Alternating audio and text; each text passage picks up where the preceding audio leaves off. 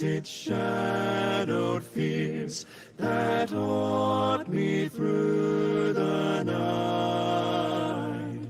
The peace of God envelops me, and darkness yields to light. Though smiles may mask my brooding doubts, while sight on earth is dim, through faith the God of peace reveals eternal peace within.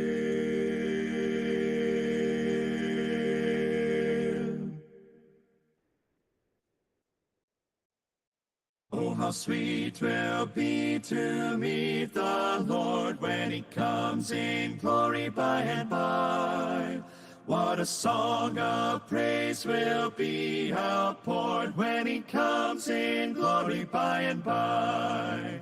How sweet will be, how sweet will be when he comes again in the scarlet sky. What joy 'twill be, what joy 'twill be when he comes in glory by and by.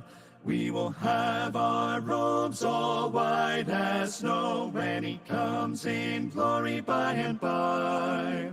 Oh, be ready with the Lord to go when he comes in glory by and by.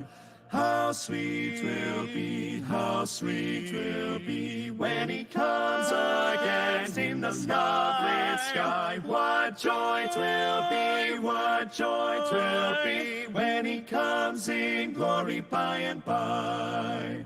I am longing for that happy day when he comes in glory by and by. For with him I hope to... 7 o'clock na po. Isang mapagpalang gabi po sa bawat isa. Salamat po sa inyong pag-attend sa ating C4 Hope Meeting virtual. Welcome po at available din po ang ating Hope Meeting via Facebook Live. Lalo na sa mga hindi po makapasok, medyo mahina signal natin at maulan. Ano po? Masaya po kami, palaging kagalakan na makita kayo at makasama sa ating gawain. Ako po si Ate Cheryl, ang inyong lingkod ngayong gabi. Ayan, bawat linggo palagi po tayong magkakasama. Isang oras na may awit, patotoo at mensahe ang hatid ng ating gawain. Purihin po ang Panginoon, palagi po tayong may mga bisita. Kaya salamat po sa ating mga kapatid na walang sawang nagsasend ng link para ibahagi sa inyong mga mahal sa buhay, sa katrabaho, bagong kakilala.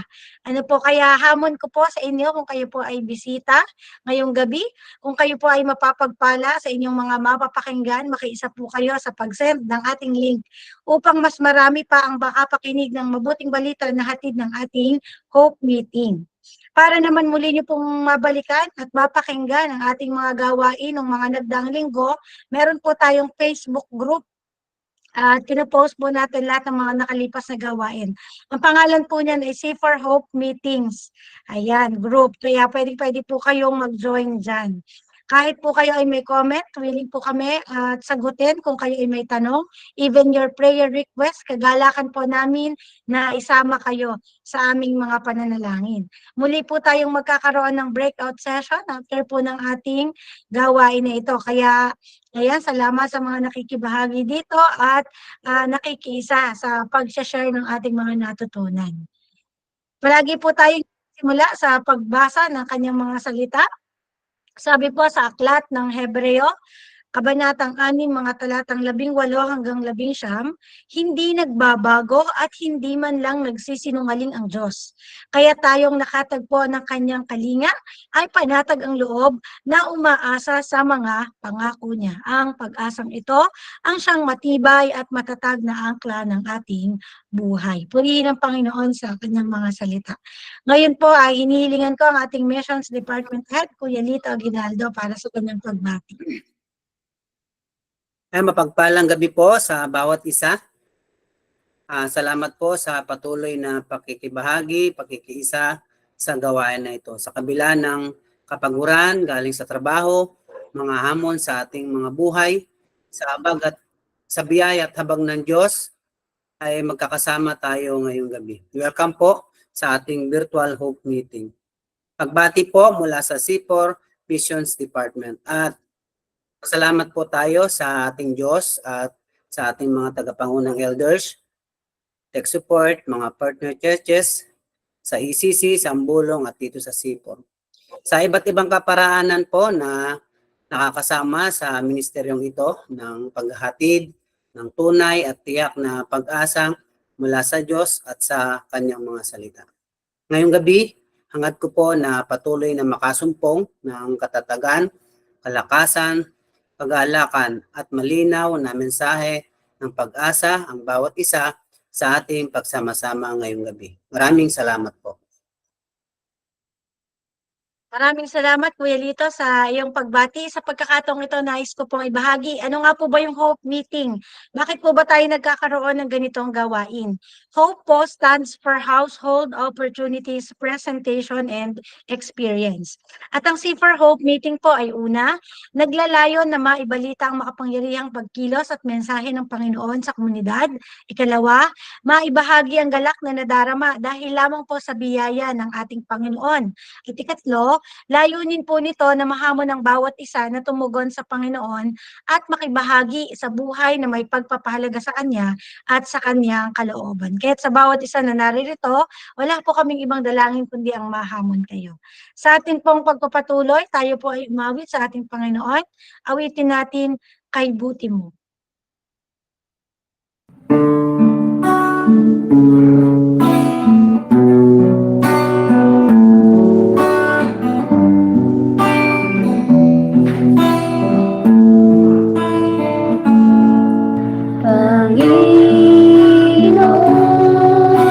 Salamat po sa katapatan mo sa aking buhay.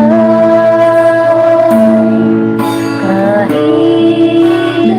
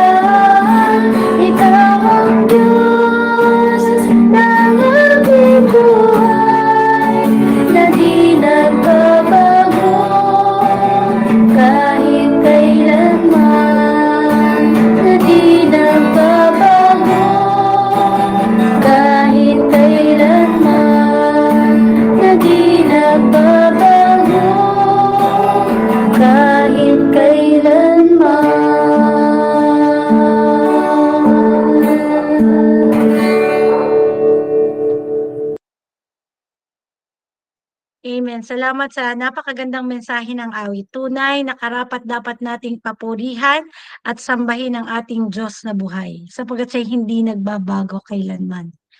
Ngayon po, dadako tayo sa patotoo ng ating kapatid. Pakinggan natin kung paano niya naranasan ang kabutihan ng ating Panginoon sa kanyang buhay. Ate Malu Martin at susundan po ng ministry through song ni Diana Rosano. Magandang gabi po sa bawat isa. Ako po si Marilo Martin, tag San Rafael at may 2 anak. Mga kapatid ko po si Nape, at Nila at Leslie, at nanay ko naman po si Inay Nita. Masasabi ko pong malungkot ang dati kong pamumuhay noong di pa po ako manampalataya. Ito ay dahil marami po akong nagagawang pagkakamali gaya ng laging mainit ang ulo sa mga anak, lalo na sa asawa, na kapag nag-aaway o nagbubunga nga, ako ay talagang may kasama pang pananakit. Nakakapagbitiw rin po ako ng hindi magagandang salita at madaling panghinaan ng loob kung may mga problemang dumarating. Natatanda ko po nung sinape pa lamang ang manampalataya sa amin. Lagi niya kaming inaaya na mag-SBC at magsimba. Ngunit wala po ito sa isip ko noon dahil abala ko sa negosyo at pag-aalaga ng mga anak. Maging sina Pastor Roy ay bumibisita rin upang manguna sa Bible study. Ngunit nahihiya akong sumali sa kanila dahil di naman ako sanay sa ganoon. Nakailang beses din noon na mag-Bible study sa lugar namin. Kaya naman sa pag-imbita sa akin ng kapatid ko at nila Pastor ay napadalo na rin ako. Noon din ay yung unti kong naunawaan ng mga tinuturo sa amin, lalo na ang mga salita at utos ng Diyos. Nalaman kong galit ang Diyos sa kasalanan at dapat na hindi natin ito ginagawa. Naunawaan ko rin na sa lahat ng pagkakataon, tanging sa Diyos ang ating dapat ipagkatiwala ang lahat dahil siya lang ang makapagbigay sa atin ng kapayapaan at kalakasan sa araw-araw. Ngayon po ay nabautismo na ako at matagal na ring miyembro ng komunidad ng C4. Nakakasali na rin po ako sa mga virtual at nagawain katulad ng mga hope meeting at family life.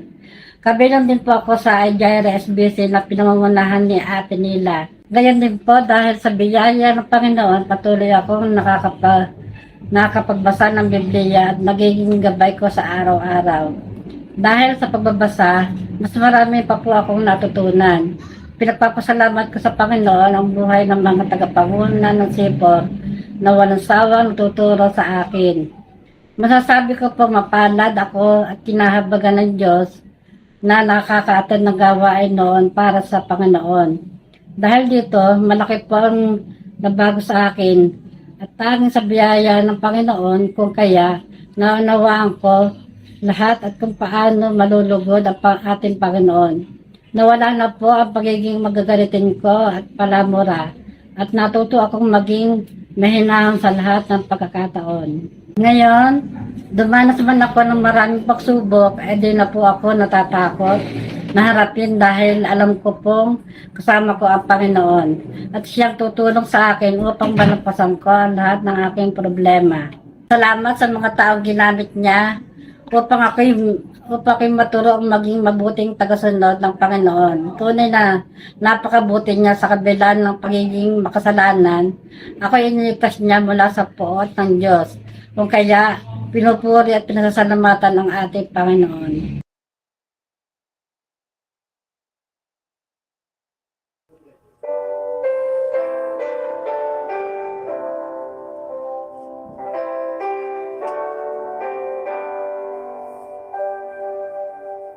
When I fear my faith will fail, Christ will hold me fast.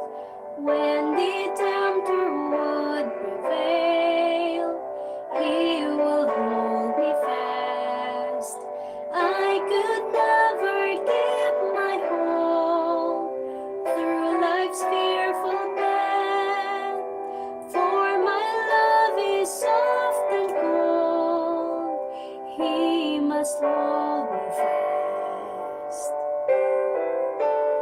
He will hold me fast. He will hold me fast. For my Savior loves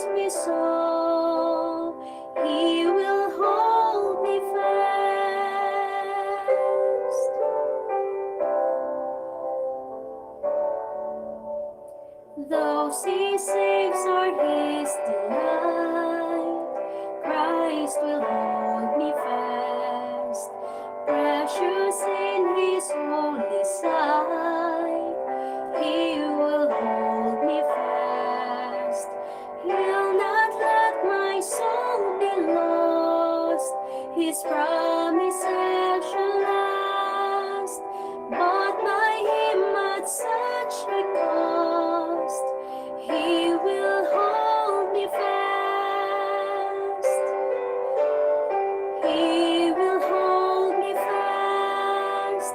He will hold me fast. For my Savior loves me so. He will hold me fast.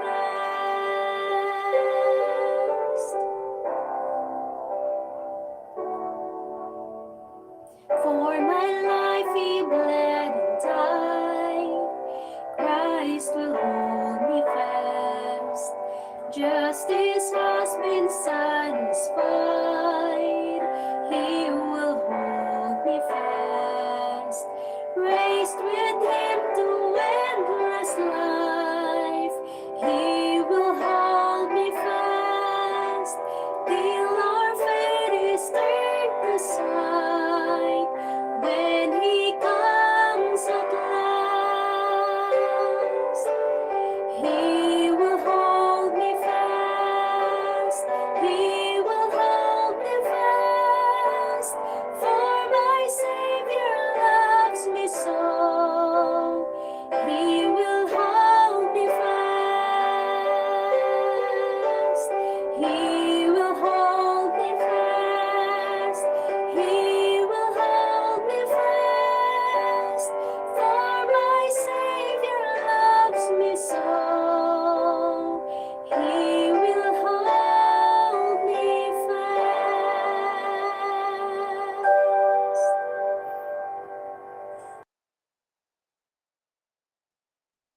Amen. Maraming salamat sa ating mga kapatid, kay Ate Marilo sa kanyang buhay at patuto sa gabi ito. Tunay na nakakahamon. At maging sa mensahe ng awit at sa magandang pagkakaawit na inihandog sa atin ni Ate Dayan. Ayan. He will hold me fast. Ngayon naman, ihanda po natin ang ating puso at isip sa pakikinig ng mensahe. Ihahatid ng inyong lingkod, Brother Rex Mendoza. Amen. Purihin ang Panginoon. Maraming salamat sa mensahe ng awit, kapatid na Dayan. Tunay na ang Panginoong Diyos ang sa atin ay nagligtas. Ang Diyos ang sa atin ay nagpapabanal. Siya ang lumilinis sa atin mula sa ating mga karumihan. Siya din ang nagdadala sa atin sa wagas na kaliwanagan. Siya din ang tumutulong sa atin. Siya yung kumakalinga sa atin. Siya yung malakas na may hawak sa atin at hindi siya nagpapabaya. Purihin ang Panginoon sapagkat hindi sa atin ng mga tao nakasalalay ang ating ikatatatag at ang ating ikatatagal sa ating mga kinakaharap na mga suliranin, mga sitwasyon, mga kalungkutan. Sapagkat kung sa atin na sariling lakas at karunungan nakabase ang lahat, matagal na tayo na pinanghinaan ng loob at talagang tiyak yung ating pagbagsak bilang mahina na mga tao. Subalit, dahil ang Diyos ay tapat, siya ang malakas, siya ang nangako, siya ay tapat, tiyak na tayo ay merong katatagan nagmumula sa kanyang kapangyarihan. Napakagandang mensahe ng awit ang Diyos ang kumahawak sa atin. Maraming salamat, kapatid na Dayan. At ganoon din sa iyong testimony, Ate Malu, salamat sa Panginoon sa kanyang habag at biyaya na tinawag ang ating kapatid na Malu at maging ang sambahayan ng mga De La Peña. Purihin ng Panginoon sa lumalago na pag-aaral ng Biblia bilang isang sambahayan. At ganoon din, nadidisipulo ang mga anak at ang mga apo. Isang magandang gabi po sa bawat isa sa atin. Isang kagalakan na magkakasama tayong muli dito po sa ating every Thursday na virtual hope meeting kung saan layunin po nito na ipahayag yung pag-asa na tiyak at totoo nagmumula lamang sa tapat na salita ng Diyos. At ganoon din sa pamamagitan po ng mga patotoo at ng mga mensahe ng awit. Sa pagkakataon pong ito, kagaya ng ating nakaugalian, tayo po ay dudulog sa pananalangin at idudulog po natin ang ilang mga kahilingang naipaabot sa atin upang maipanalangin. Sadali po tayong tumungo, tayo po ay manalangin magkakapatid. Dumulog po tayo sa paanan ng ating Ama sa langit. Manalangin po tayo. Panginoon, kayo po yung aming Ama sa langit, makapangyarihan sa lahat. Kayo po ay walang katulad. Kayo po ang matiyaga sa amin sa kabila ng aming mga kahinaan, mga pagkakataon kami nagkukulang at nagkakasala. Kayo po ang Diyos at tapat sa kabila ng mga pagkakataon kami po ay hindi tapat sa inyo. Napakabuti po ninyo sa amin. Kami nagpapasalamat sapagkat hindi po ninyo kami itinataboy sa aming bawat paglapit sa inyo. Maraming salamat po, kayo ang tumidinig sa aming panalangin at tinutugon ayon sa inyo pong pinaka matalino, Panginoon, ng mga pagpapasya. Maraming salamat sa iyong habag, sa iyong biyaya. Nagpapasalamat po kami kung paanong tinutugon po niyo yung aming panalangin para po sa kagalingan. Tinutugon po ninyo ang aming mga hiling para po sa karunungan, Panginoon, sa buhay po ng aming mga kapatid na ngayon ay merong kagalakan dahil sa mga answered prayer request. Kasama po nila kami na nagpupuri at nagpapasalamat sa iyo, aming Amang Diyos. Sa pagkakataong ito, nais din po naming patuloy na ilapit ang aming kapatid na Ate Emily Bautista na ngayon po ay naka-confine sa San Pablo Medical Center. Panginoon, humihiling po kami sa inyo ng inyong pong pagpapalakas. Humihiling po kami ng inyong pagpapahilom sa mga sugat na mayroon po siya. Panginoon, dumadalangin po kami ng lakas ng loob, inyo pong ipagkakaloob. Panginoon, dumadalangin po kami ng karunungan para sa mga doktor na tumitingin at humihingi po kami sa iyo ng talino para sa mga doktor sa kanila pong gagawing pagpapayo at mga mungkahi para isa-isa sa gawa sa katawang pisikal ng amin pong Ate Emily. Dumadalangin din po kami ng inyong probisyon para sa kanila pong mga gastusin. Gayong halos 1 linggo na rin po sila doon sa ospital. Panginoon, dumadalangin po kami ng kalakasan para sa mga mahal sa buhay na nagbabantay at napapagod. Ganoon din po, Panginoon, humihingi po kami ng ibayong katatagan sa isip, sa damdamin, at higit sa lahat sa pananampalataya sa iyo. Ngayon din pong gabi, aming idinadalangin si Dali na kapatid po ng aming misyonera na si Ridrin. Humihingi po kami ng kagalingan para kay Dali sa hindi magandang pakiramdam na kanyang nararanasan ngayon, ang pamamaga ng kanya pong tonsil, nilalagnat, Panginoon, at masakit na pangangatawan. Dalangin po namin ang kagalingang nagmumula sa iyo. At dumadalangin din po kami na kayo po ang patuloy na magpapakahayag sa kanya, na kanya pong maunawaan, maranasan ang iyo pong pag-ibig, ang iyo pong pagtutuwid, at ang iyo pong pagkakaloob ng karunungan para sa matalinong pagdidesisyon, lalo't higit sa kanya pong pananampalataya sa iyo. At ngayong gabi, Panginoon, kami po ay dumudulog sa iyo sa aming gagawing pag-aaral na ito. Panginoon, mangusap po kayo sa bawat isa sa amin. Humihiling po kami, Panginoon, ng inyong pagtulong sa amin upang ang aming isip at puso ay makaunawa at ang amin pong mga puso ay magpakumbaba sa katotohanan ng inyong mga salita. Ang iyong salita ay makapangyarihan. Tulungan niyo po kami, Panginoon, na magpasakop at sumunod. Ito po ang aming dalangin sa pangalan ng aming Panginoong Jesus. Amen. Amen. Purihin ang Panginoon, nagpapatuloy ang atin pong pag-aaral at ang atin pong pagpapatotoo patungkol sa nag-iisang Diyos na buhay. Na noon pa man ay napakabuti. Wala po siyang hindi kayang gawin. Siya po ang Diyos na soberano sa lahat. Siya po ay makapangyarihan at siya po ay merong banal na palatuntunan. Mangyayari ang kanyang kalooban, hindi po ito magmimintis. Napakahalaga na ating makilala ang tunay na Diyos at ang kaligtasang kanyang hatid sa pamamagitan ng kanyang bugtong na anak, ang ating Panginoong Jesucristo, ang nag-iisang dakilang pastol na nag-alay ng kanyang buhay para sa kanyang mga tupa. Siya po ang dakilang pastol na nag-alay ng kanyang buhay doon sa krus ng Kalbaryo para sa kanyang mga tupa. Sa kanyang kamatayan, tinubos po niya ang kanyang mga tupa na tinawag upang sila po ay makasama niyang magpasawalang hanggan doon sa langit. Kaya nga po, ang ating tema para sa taong 2024, focusing on Christ's call and Christ's assurance. Meron pong pastol na sa atin ay nagligtas, tumatawag upang tayo po ay lumapit sa Kanya. At sabi ng Panginoon, binibigyan niya ng buhay na walang hanggan ang sino mang lumalapit po sa Kanya at hindi sila makukuha sa Kanyang kamay at sa kamay ng Kanyang Ama na nasa langit. Hindi lamang po yun, meron din pong kasamang pangako. Ang Diyos na sa atin ay tumawag, ang dakilang pastol, tumitiyak po sa atin na tayo po ay Kanyang aalagaan hanggang sa Kanya po muling pagbabalik. Hindi tayo iiwan kailanman. Mapalad ang sino mang kumikilala at nananalig sa kaligtasang kaloob ng Diyos sa pamamagitan ng Panginoong Hesukristo.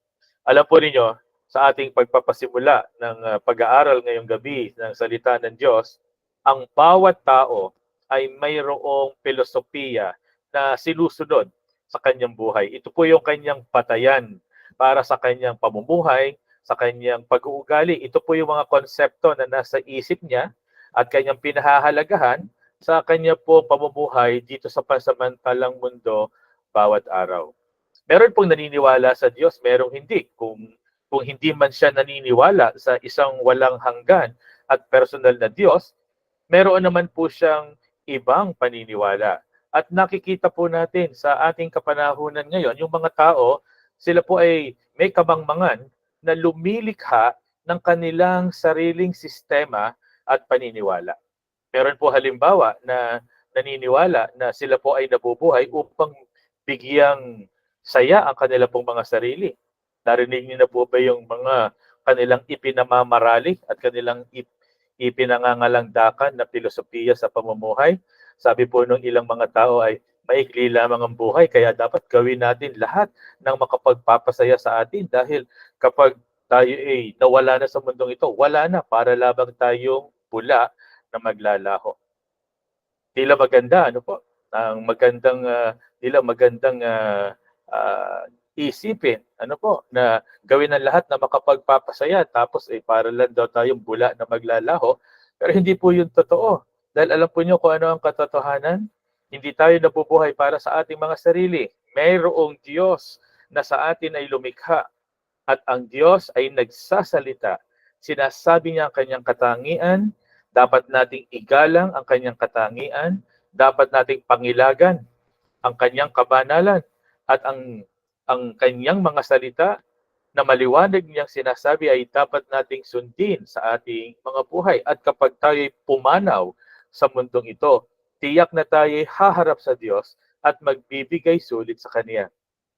Noon po namang araw ng Lunes, walang pasok, ako po ay mayroong kinatagpo na ilang mga panauhin at sa amin pong pag-uusap ay alam po niya, napakabait nila sapagkat sila ay tumutulong. Sila po ay nagkakaloob sa mga pangangailangan ng mga kapuspalad. Pero nakalulungkot na ang kanila pong pananaw ay ganito. Sabi po nila sa akin, hindi naman talaga mahalaga kung ano pinaniniwalaan mo sa Diyos. Ang mahalaga ay mabuti kang tao na ikaw ay gumagawa ng makatutulong para sa kapwa. Yon ang layunin ng buhay. Parang maganda rin pong pakinggan na maging mabuti, tumulong sa kapwa. Pero hindi po ito sapat. Ito ay kulang dahil ang pinaka dapat nating matutunan ay kilalanin yung manlilikha. Siya po ang lumalang sa atin at tayo magbibigay sulit sa Kanya. Ano ang mapapala ng isang tao? Makamtan man po niya ang lahat sa mundong ito. Oo nga, halimbawa, at hindi naman patungkol sa yaman ng pamumuhay, at gumagawa ng kabutihan. Pero sa daming mga kabutihan na ito sa tao, pero hindi kinikilala, hindi ginagalang, hindi sinasamba ang nag-iisang Diyos na buhay, ang lahat ng ito ay tunay na walang saysay. Kaya mahalagang katanungan para sa atin, kahit po ngayong gabi, ano ang filosofiya sa buhay na iyong pinanghahawakan? Ito po bang filosofiya na sinusunod sa buhay ay pinag-isipan na? Pinag-isipan po ba natin itong mabuti? Inalam ang magiging kahihinatnan kung susundin at ipamumuhay? Alam po niyo, meron po mga tao na hindi man lamang po ito iniisip kung yung kanila pong mga ipinagmamalaki ay meron pong basihan. Basta yun na lamang po yung kanilang nakaugalian, yung iba ay nakalakihan ng mga tradisyon, yun po yung kanilang ginagawa. At ayaw po nila na ito po ay bigyang pagkakataon na isipin kung ano po ang kahihinatnan ng kanilang mga ginagawa po na ito. Pero hindi po gayon ang pamumuhay sapagkat maliwanag ang sinabi ng ating Panginoong Jesucristo na malalaman po natin yung katotohanan at katotohanan ang sa atin po ay magbibigay ng paglaya. Alam po ninyo, sa buhay na ito, napakarami pong nangyayari, at maraming mga filosofiya. At meron pong isang pinakamatalinong tao at kilala natin, ito po ay si Solomon, siya po ay nabuhay. Sinabi po ni Solomon dun sa Aklat ng Mangangaral, Kabanatang 12, yung ganito. Siya po yung pinakamatalino, siya po ang pinakamayaman na nabuhay. Nagpasasa po siya sa kanyang kayamanan. Napakarami nga po niyang asawa, at napakarami niyang karunungan na isulat ng mga aklat. Ipinaliwanag po niya ang maraming bagay patungkol sa mga hayop, sa mga halaman, at siya po ay naging tanyag, hinangaan siya ng lahat dahil sa kanyang kayamanan at sa kanyang karunungan. Pero nakalimot siya sa Diyos. Sinamba niya yung mga Diyos-Diyosa ng kanyang mga asawa. Ang kanyang asawa ay halos 1,000, pati mga aliping asawa o yung mga tinatawag na concubines. At siya po ay pinarusahan ng Panginoon. Pero sa panulat po niya dito sa Ecclesiastes, ganito po ang kanyang sinabi. Sa pagtatapos ng aklat ng Ecclesiastes, sabi po niya, "Let us hear the conclusion of the whole matter. Fear God and keep His commandments, for this is the whole duty of man. For God shall bring every work into judgment with every secret thing, whether it be good or whether it be evil." Ano po? So, maliwanag yung sinasabi po ng salita ng Diyos. At ito po ay sinabi po nitong si Haring Solomon. Matakot sa Diyos, sundin ang kanyang mga utos, sapagkat ito ang buong katungkulan ng tao. Ang kilalanin yung kanyang manlilikha. At nais ko pong pasimulan sa pamamagitan po ng pagtingin po natin sa isang bahagi po ng Biblia. At ito po ay isang propeta ang nagsalita. Ito pong si Propeta Jeremias. At si Propeta Jeremias ay kilala po bilang isang propetang ang daladala ay ang paghatol ng Diyos sa kanya pong pinili na bansa. Yun pong mga Hudyo. Dahil ito pong mga Hudyo ay tinalikuran ang pagkilala at pagsunod sa Diyos at sila po ay nahirati sa kanila pong mga kasalanan, sa kanilang pagsamba sa Diyos-Diyosan, sa kawalan po ng hustisya at pagmalasakit sa kapwa. Bagamat sinasabi nila na naniniwala pa rin po sila sa nag-iisang Diyos. At isinugo si Propeta Jeremias bago po gawin ang paghatol ng Diyos. Ipinahayag, yun pong tinatawag na judgment, yun pong paghatol. Ano po yung hatol ng Diyos?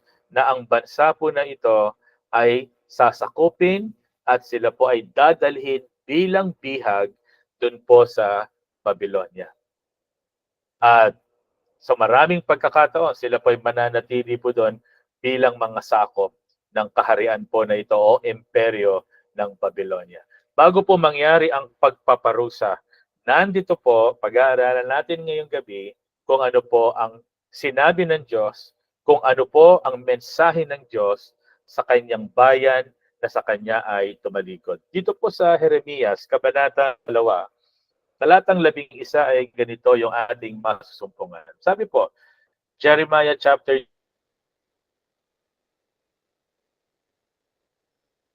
2 verse 11.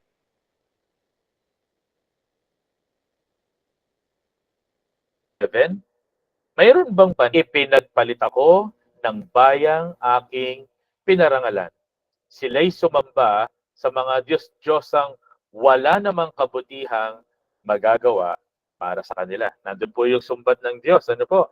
Sabi, yun ikang mga bansa na hindi kumikilala sa nag-iisa at tunay na Diyos. Nagpapalit ba ng kanilang mga Diyos? Hindi. Ang mga bansa na ito ay tapat do sa kanilang mga huwad na Diyos. Pero ito ikang aking bansa, sila na nakakaalam ng katotohanan. Ako ay kanilang ipinagpalit. Ipinagpalit ako ng bayang aking pinarangalan. At sila'y sumamba sa mga Diyos-Diyosan na wala namang magagawang kabutihan para sa kanila. Alam po niyo kung ano ang damdamin ng Diyos? Hindi po ito isang maliit na bagay. Kaya nga po napakahalaga na kilalanin po natin ang Diyos ng Biblia.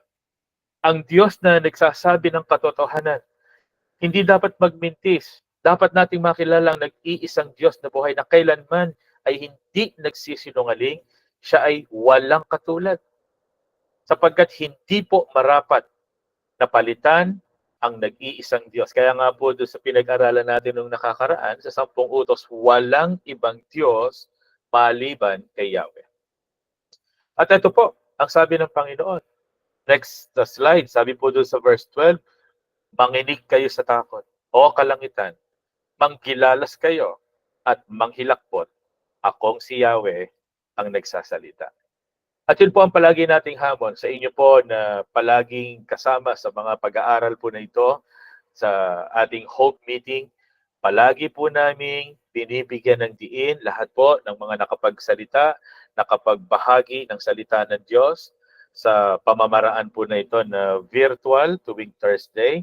Binibigyan diin po namin ang banal na pagkatakot sa salita ng ating Panginoon.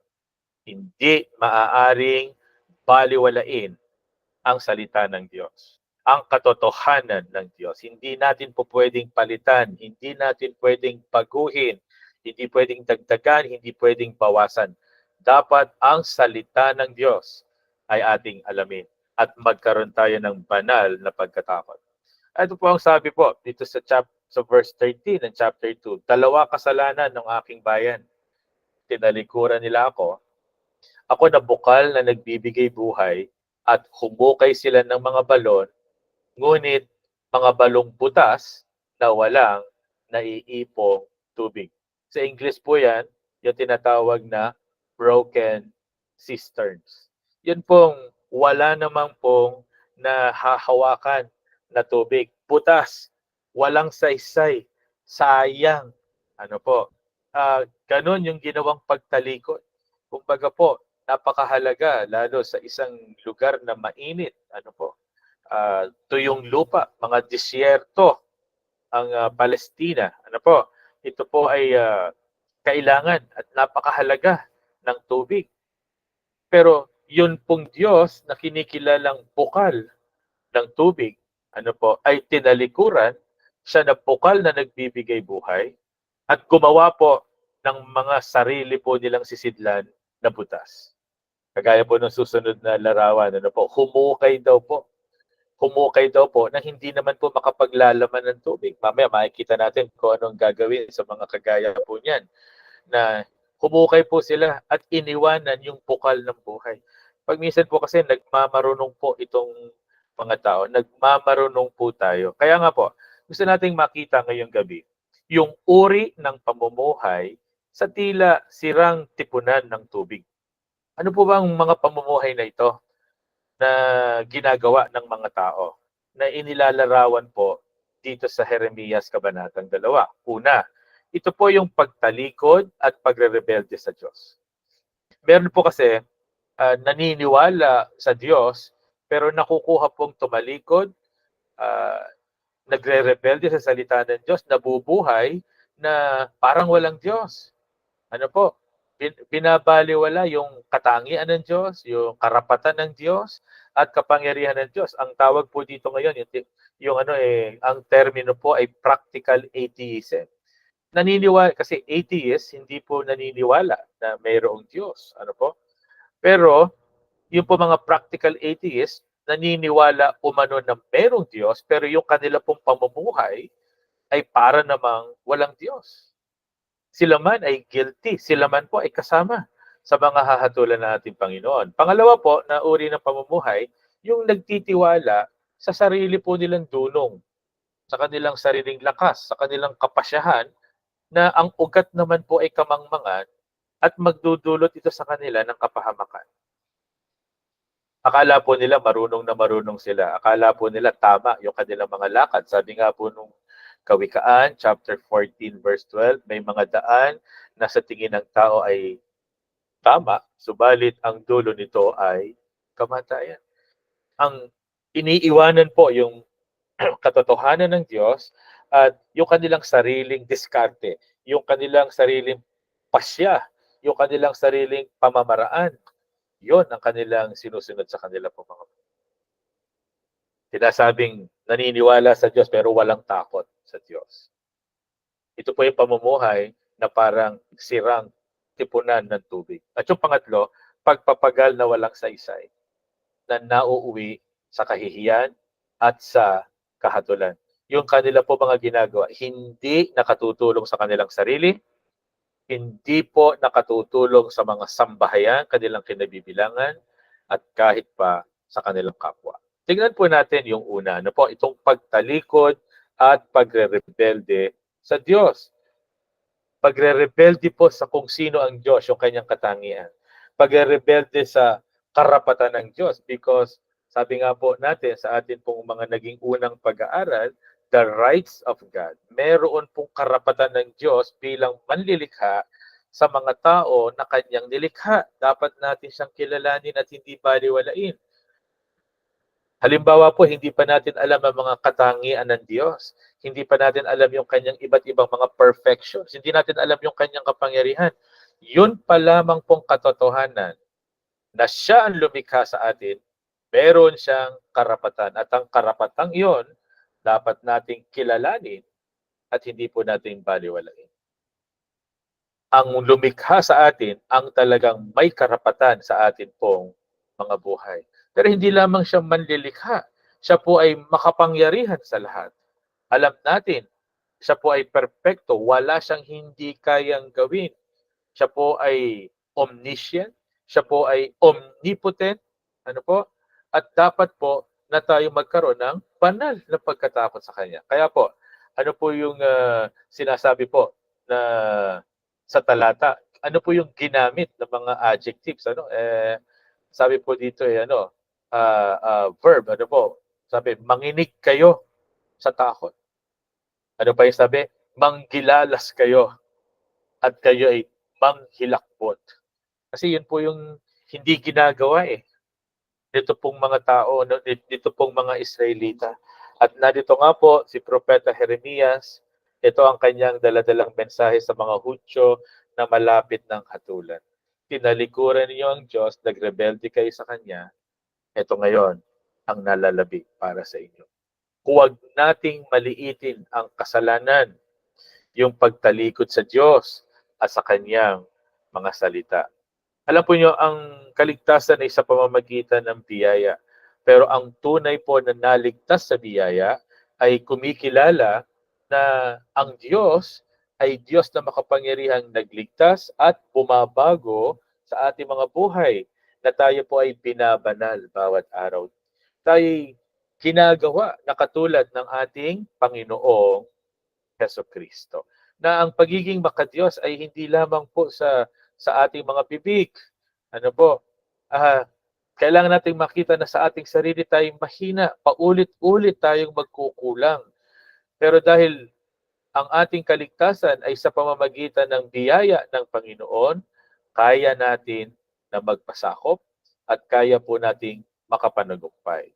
Pangalawa po, na tinitignan natin ay yun po ang kahalagahan ng pagtitiwala yun pong kasalanan ng pagtitiwala sa sariling kapasyahan na ang ugat po ay kamangmangan at nagdudulot ng kapahamakan. Yun nga po masyadong believe doon sa sarili na kaya gumagawa ng sariling kapamaraanan. At kapag minsan po kahit po sa mga nagsasabing tayo mga mananampalataya na, pero mga pagkakataon na iniisip natin magaling na tayo, matalino na tayo, alam na natin yung lahat, at gusto po natin Diyos ang sumunod sa atin pong mga kapamaraanan.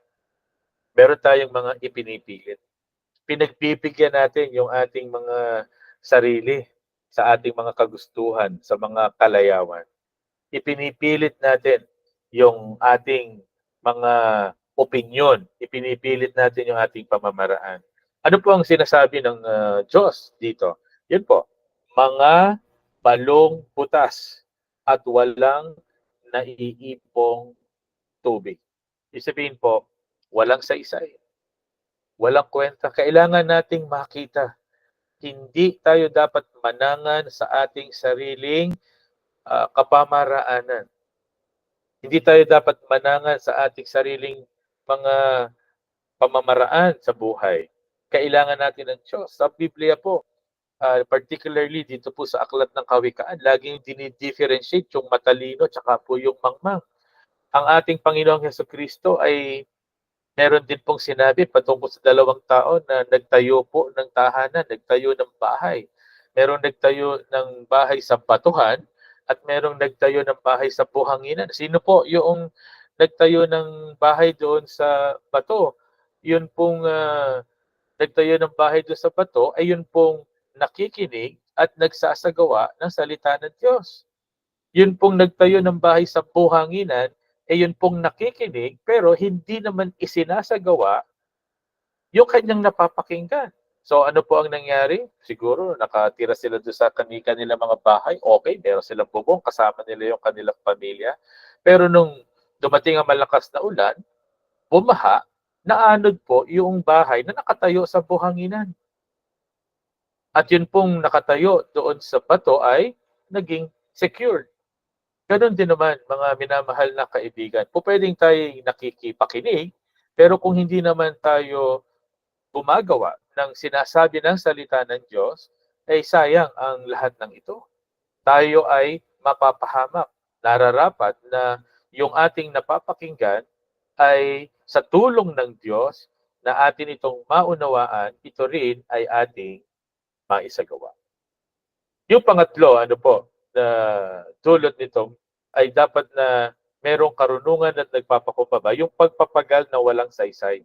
Ito po ay mauuwi sa kahihiyan at ito ay mauuwi sa kahatulan. Maganda po yung pagkakasabi sa The Message. Sabi po dun sa version ng The Message, isang paraphrase version, "They've walked out on me." Tinalikuran ika ako. "The fountain of fresh flowing waters, and then dug cisterns. Cisterns that leak, cisterns that are no better than seas." Yung pong panala, may mga salaan, butas. Yun ang sinasabi po ng Panginoon. Tinalikuran nila ako at gumawa sila ng sarili nilang mga hukay na wala namang kayang gawin para sa kanila. Butas, parang mga panala. Kaya po, ano yung sinasabi po dito? May plano ang Diyos. May pamamaraan ng Diyos. At ito ay mangyayari. Wala tayong karapatan at kakayahan na ito ay tapatan o higitan. Aanihin lamang natin, aanihin ang ating kamangmangan ay panghinhinayang, kahatulan, at kahihiyan. Kailangan po matutunan natin ang magpasakop sa banal na pamamaraan ng Diyos. Ano po ang sabi doon sa Jeremiah chapter 2 verse 19? Paparusahan ka ng sarili mong kasamaan. Ipapahama ka ng iyong pagtalikod sa akin. Mararanasan mo kung gaano kapait at kahirap ang mawalan ng takot at tumalikod kay Yahweh na iyong Diyos. Yun po ang mensahe ng propeta doon po sa mga Hudyo. paparusahan kayo ng sarili niyong kasamaan. Mapapahama kayo dahil sa inyong pagtalikod sa akin, mararanasan niyo kung gaano kapait at kahirap ang tumalikod kay Yahweh na inyong Diyos. At ito po ay naranasan ng mga Israelita sa loob ng 70 taon na sila po ay pinarusahan ng Diyos, dinala sila bilang bihag doon sa Babylonia. Makikita po natin, hindi po nagpapabaya ang Diyos sa kanyang mga salita. Parurusahan po niya ang mga hindi nagbibigay ng galang sa kanya sapagkat ang Diyos ay poot sa kasalanan. Ito po yung dapat nating maintindihan. Ano po, hindi tayo pwedeng magkaroon ng opinion na mahal naman ako ng Panginoon kaya kahit nagkakasala ako, tatanggapin ako ng Diyos kahit magtuloy-tuloy ako. Alam po niyo, kailangan nating suriin yung ating mga pinaniniwalaan ayon sa sinasabi na salita ng Diyos. Poot ang Diyos hindi lamang sa kasalanan, kundi maging sa mga gumagawa ng kasalanan. Kaya nga po kahit yung kanyang bayan ay na tumalikod sa kanya, gumawa ng kasalanan, hindi po niya pinanghinayangan na maranasan ang kanyang paghatol. Sabi po dito, ako ang Panginoong Yahweh, ang makapangyarihan sa lahat, ang nagsasabi dito. Ano po ang kahihinatnan ng ganito, ng mga pagkilos at pagbaliwala? Ang kahihinatnan ng mga pinagpagurang balon, ngunit sira at walang kakayanang maging tipunan ng tubig, ay tatabunan na lamang, ginagawang basurahan, o ito po ay magiging mga libingan. Ganun po ang ginagawa sa mga hukay na hindi naman nakakahawak ng tubig, hindi siya nagiging balon.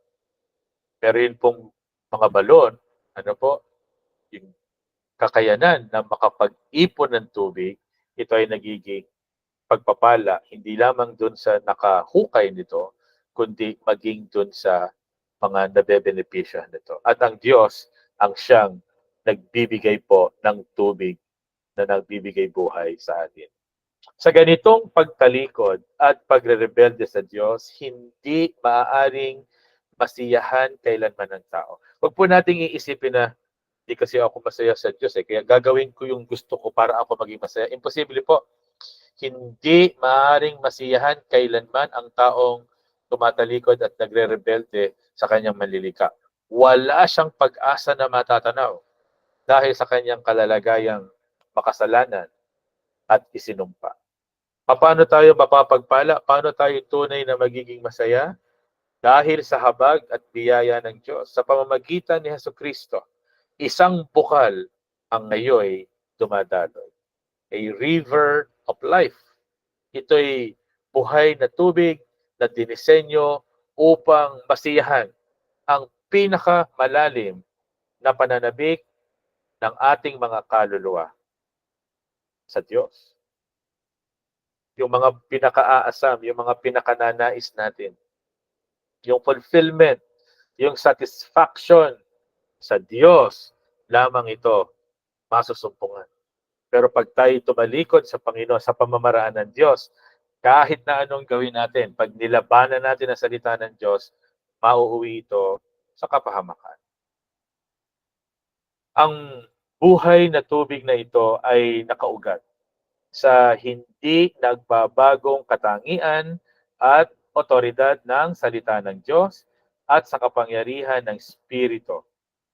Yan po tatandaan natin. Salita ng Diyos, banal na Espiritu, doon po ang matatag na batayan kung saan ay maaaring maitaguyod ang ating mga buhay. Ang buhay na tubig na ito ay natatanging pag-asa. Ito po ay nagawa sa pamamagitan ng kamatayan at muling pagkabuhay ng Panginoong Hesus upang matubos ang kasalanan ng lahat ng kanyang mga anak. Pakanaisin ang malalim na inumin mula sa buhay na tubig na ito at kamtin ang biyayang buhay na walang hanggan. Ano po yung sabi ng ating Panginoong Jesucristo doon sa babaeng Samaritana, no? Dinidiscuss sa pulpito po every Sunday.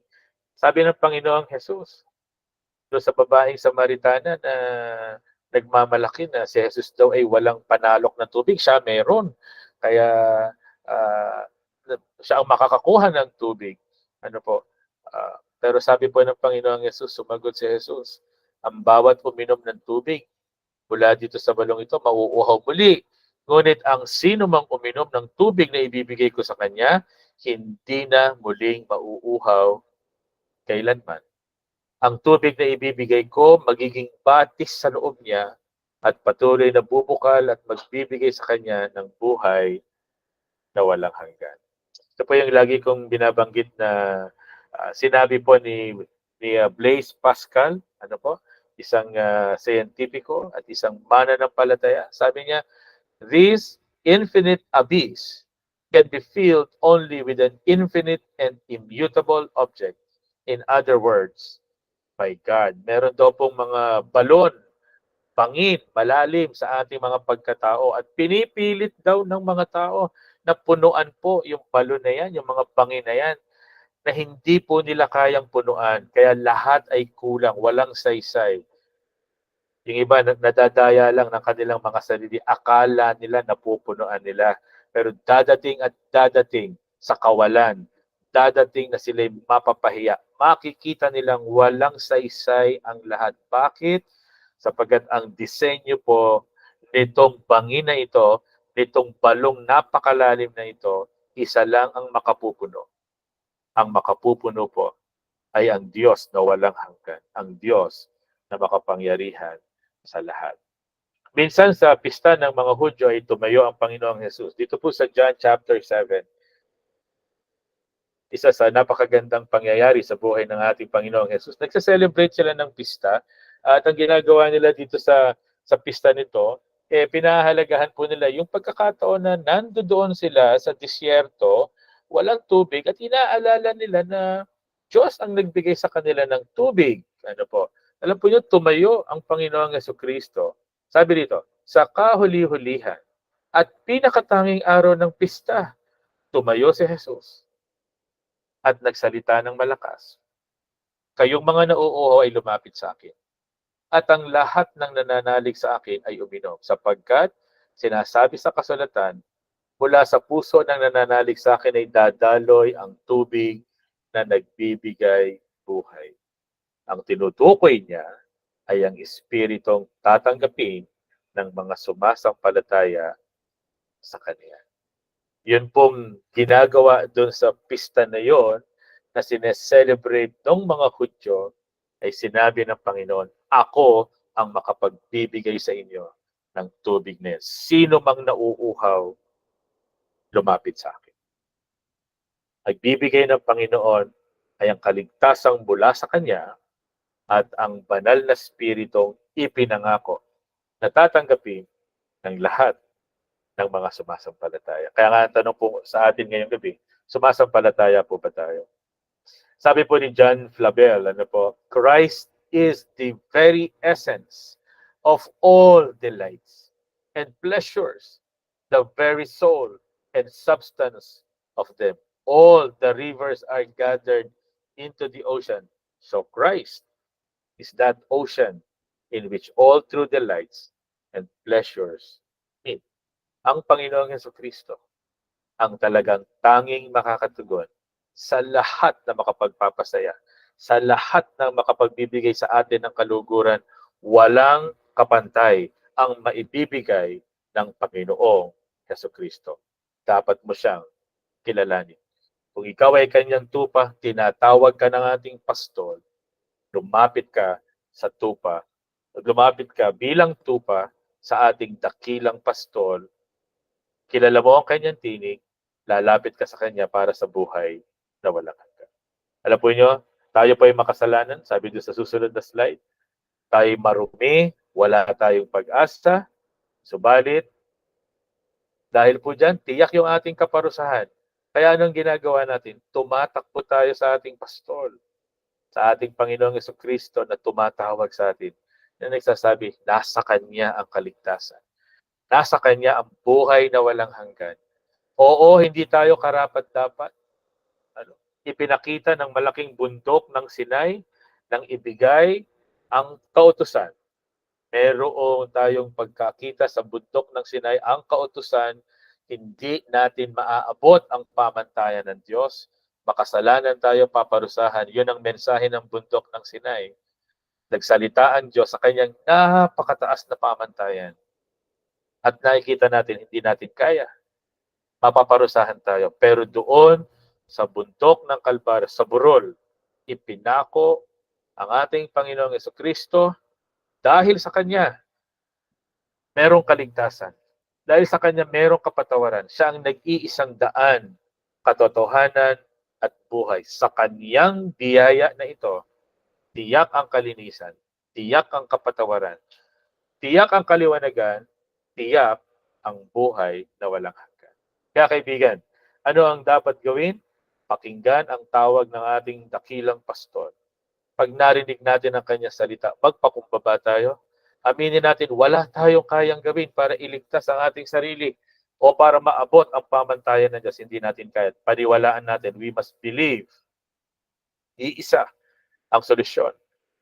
Ang biyaya ng Diyos, ang Panginoong Jesucristo. Siya ang lumutas ng ating pinakamalaking suliranin. At yun ay ang kaligtasan sa pamamagitan ng kanyang pagtubos. At yun ang mensaheng dala-dala natin sa bawat tao nating makakaharap. Ito yung ating i-confess, ito ang ating i-testify. Merong kaligtasan sa pamamagitan ng biyaya ng Panginoong Jesucristo. Awitin po natin ang ating tugong awit.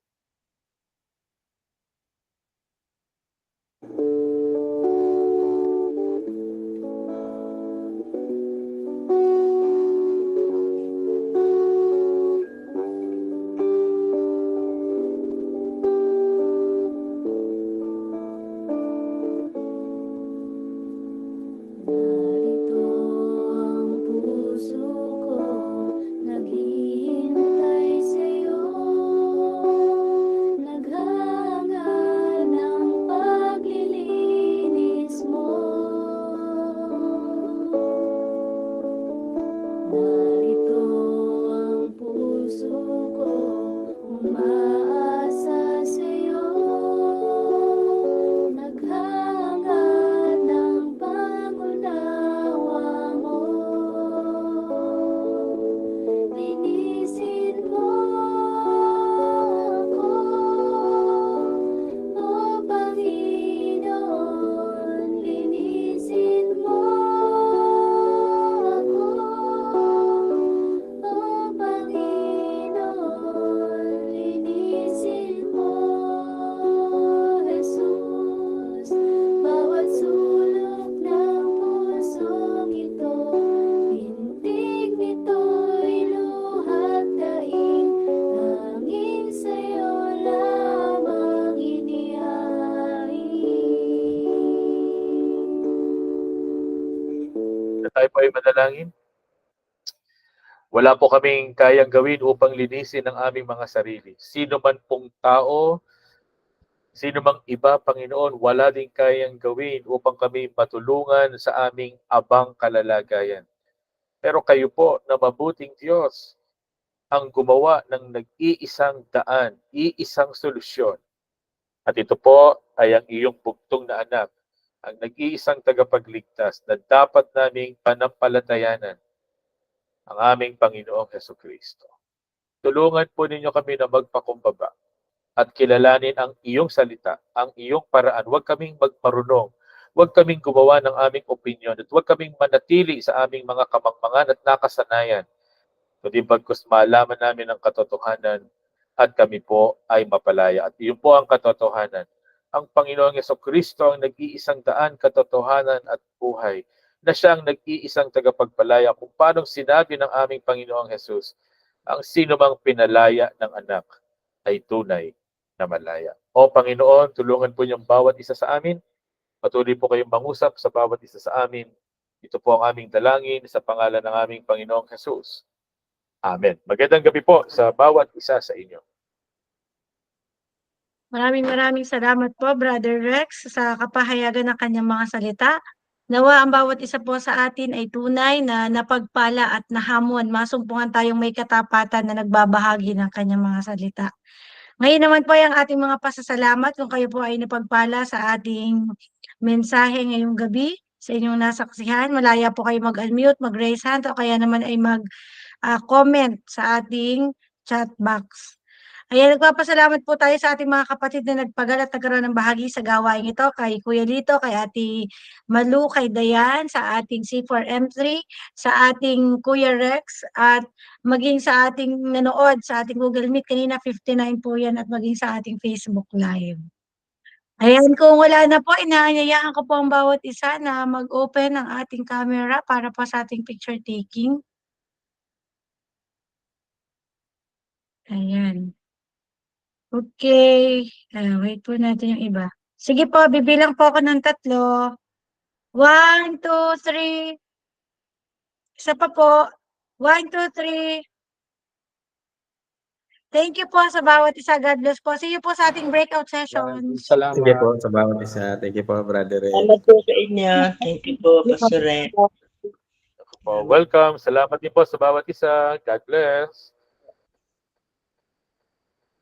See you sa breakout